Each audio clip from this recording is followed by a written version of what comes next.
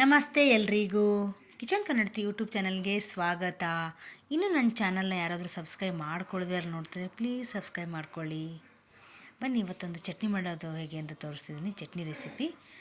ಇದನ್ನು ಮಾಡೋಕ್ಕೆ ನಾನೊಂದು 100 ಗ್ರಾಮಷ್ಟು ಹಸಿಮೆಣ್ಸಿಕಾಯಿನ ಕಟ್ ಮಾಡಿ ಒಂದು ಪ್ಯಾನಲ್ಲಿ ಹಾಕ್ಕೊಂಡು 1-2 ಸ್ಪೂನ್ ಎಣ್ಣೆ ಹಾಕ್ಕೊಂಡು ಫ್ರೈ ಮಾಡ್ಕೊತಿದ್ದೀನಿ.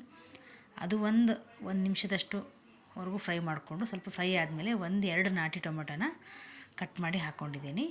ಸೊ ಅದು ಸ್ವಲ್ಪ ಫ್ರೈ ಆದಮೇಲೆ ಒಂದು ಗೆಡ್ಡೆ ಬೆಳ್ಳುಳ್ಳಿನ ಸುಲಿದು ಅದನ್ನೂ ಹಾಕ್ಕೋಬೇಕು.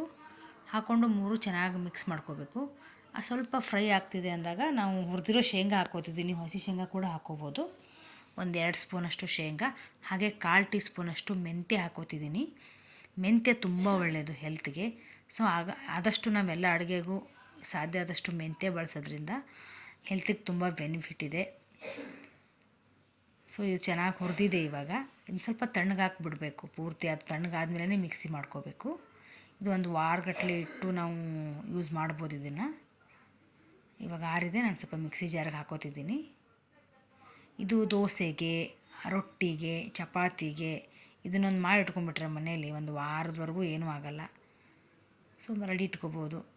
ನಾನು ಸ್ವಲ್ಪ ರುಚಿಗೆ ತಕ್ಕಷ್ಟು ಉಪ್ಪು ಹಾಕ್ಕೊಂಡೆ, ಹಾಗೆ ಜೀರಿಗೆ 1/4 ಟೀ ಸ್ಪೂನು, ಸ್ವಲ್ಪ ಬೆಲ್ಲ. ಖಾರಕ್ಕೆ ಸ್ವಲ್ಪ ಬೆಲ್ಲ ಹಾಕಿದ್ರೆ ತುಂಬ ಚೆನ್ನಾಗಿರುತ್ತೆ. ಹಾಗೆ ಸ್ವಲ್ಪ ಕರಿಬೇವು ಸೊಪ್ಪು ಮತ್ತು ಕೊತ್ತಂಬರಿ.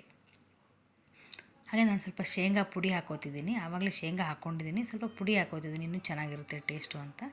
ಸೊ ಇದನ್ನ ಸ್ವಲ್ಪ ತರಿಯಾಗಿ ರುಬ್ಕೋಬೇಕು, ಜಾಸ್ತಿ ನೈಸಿಗೆಲ್ಲ ರುಬ್ಕೋಬಾರ್ದು. ನೋಡಿ, ಇಷ್ಟಾದರೆ ಸಾಕು, ಚೆನ್ನಾಗಿರುತ್ತೆ. ಇದು ನೀವು ಇದ್ರ ಮೇಲೆ ಸ್ವಲ್ಪ ತುಪ್ಪನೋ ಅಥವಾ ಎಣ್ಣೆನೋ ಹಾಕ್ಕೊಂಡು ಚಪಾತಿಗೆ ಅಥವಾ ರೊಟ್ಟಿಗೆ, ಬಿಸಿ ಅನ್ನಕ್ಕೆ ಕೂಡ ನಾವು ಕಲಿಸ್ಕೋಬೋದು. ಸೊ ಚೆನ್ನಾಗಿರುತ್ತೆ. ಸೊ ರೆಡಿ ಆಯಿತು ನೋಡಿ ಚಟ್ನಿ.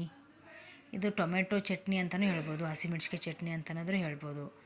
ಒಟ್ಟಿನಲ್ಲಿ ಚೆನ್ನಾಗಿರುತ್ತೆ. ಮಾತ್ರ ನೀವು ಒಂದ್ಸಲ ಟ್ರೈ ಮಾಡಿ, ನಿಜ ಇಷ್ಟ ಆಗುತ್ತೆ. ಸೊ ಟ್ರೈ ಮಾಡಿದ್ಮೇಲೆ ಹೇಗೆ ಬಂದಿದೆ ಅಂತ ಕಮೆಂಟ್ ಮಾಡೋದು ಕೂಡ ಮರಿಬೇಡಿ. ಹಾಗೆ ವಿಡಿಯೋ ಇಷ್ಟ ಆದರೆ ನಿಮ್ಮ ಫ್ರೆಂಡ್ಸ್ ಆ್ಯಂಡ್ ಫ್ಯಾಮಿಲಿ ಜೊತೆನೂ ಶೇರ್ ಮಾಡಿ.